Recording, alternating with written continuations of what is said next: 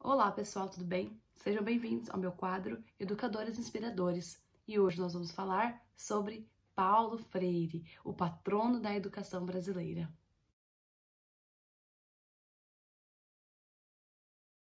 Paulo Freire nasceu em 19 de setembro de 1921 no Recife e faleceu aos 76 anos em 2 de maio de 1997 em São Paulo, deixando cerca de 48 obras e títulos. Paulo Freire, filho de Joaquim Temístocles Freire e Edelstrudes Neves Freire.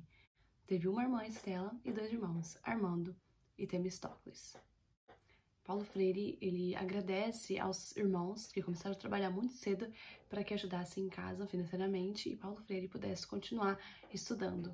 Ele era de família classe média, mas com a depressão de 1929, ele vivenciou a pobreza e ele pôde ver de perto como que era, o que contribuiu para que ele tivesse, essa vivência com os pobres e se preocupasse com eles, o que no futuro veio ele a criar um método de alfabetização revolucionário para as pessoas. Seus talentos como escritor conquistaram muitos pedagogos, cientistas sociais, teólogos, militantes políticos, quase sempre ligados ao partido de esquerda. Ele se casou em 1944 com Elza Maia Costa de Oliveira, com quem ficou até 1986, quando Elza faleceu. 2 anos mais tarde, ele se casa novamente com Ana Maria Araújo, conhecida como Nita. Ele sempre diz que suas 2 esposas tiveram papéis fundamentais na sua vida como educador, dedicando o seu título de Doutor Honoris Causa na PUC à memória de uma e à vida de outra. Ele foi um educador e filósofo conhecido e estudado mundialmente pelas suas contribuições para a educação. E ele também influenciou um movimento chamado Pedagogia Crítica. Sua vida foi muito vasta de estudo, dedicação e trabalho ao próximo e à educação do nosso país. Paulo Freire, em 1943, entrou na Universidade do Recife, onde cursou a Faculdade de Direito, onde também se dedicou aos estudos de filosofia da linguagem. Em 1946, Freire foi indicado ao cargo de diretor do Departamento de Educação e Cultura do Serviço Social no estado de Pernambuco, onde iniciou um trabalho com analfabetos pobres. Em 1959, escreveu a tese Educação e Atualidade Brasileira, com a qual concorrera à cadeira de História e Filosofia da Educação na Escola de Belas Artes da Universidade do Recife. Em 1961, tornou-se diretor do Departamento de Extensões Culturais da Universidade do Recife. Em 1963, teve suas primeiras experiências como educador no Rio Grande do Norte. Junto com sua equipe, realizou as primeiras experiências de alfabetização popular, que levariam à constituição do Método Freire. Seu grupo foi responsável por ensinar 300 adultos a ler e a escrever em 45 dias. O governo brasileiro, que estava sob a presidência de João Goulart, em resposta aos bons resultados, aprovou a multiplicação dessas experiências num chamado Plano Nacional de Alfabetização, que previa a formação de educadores e a rápida implantação de 20 mil núcleos. Em 1964, veio o golpe militar e todo esse esforço foi extinguido, depois de apenas meses de ter iniciado.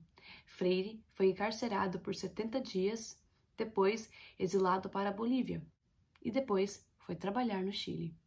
Em 1967, durante seu exílio no Chile, publicou seu primeiro livro no Brasil, o chamado Educação como Prática da Liberdade, que foi fundamentada em sua tese de 1959.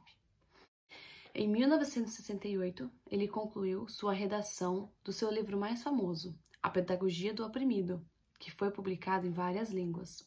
Por causa da ditadura militar, só foi publicada em 1974 no Brasil. Em 1969, ele foi convidado para ser professor visitante em Harvard, onde ficou por 1 ano. Em 1970, se mudou para a Suíça, onde trabalhou como consultor educacional. Durante esse tempo, ele atuou como consultor em reforma educacional em colônias portuguesas na África. Em 1980, retorna ao Brasil, filiou-se ao Partido dos Trabalhadores e atuou como supervisor para o programa do partido para a alfabetização de adultos até 1986. Em 1989 a 1995, exerceu o cargo de secretário da Educação da cidade de São Paulo, onde criou um movimento de alfabetização de jovens e adultos. Em 1991, foi fundado em São Paulo o Instituto Freire. Paulo Freire acreditava que o educando criaria a sua própria educação, que ele criaria o seu próprio caminho, ao invés de seguir o que já tinha sido dito. Ele defendia a escolarização como formação da consciência política.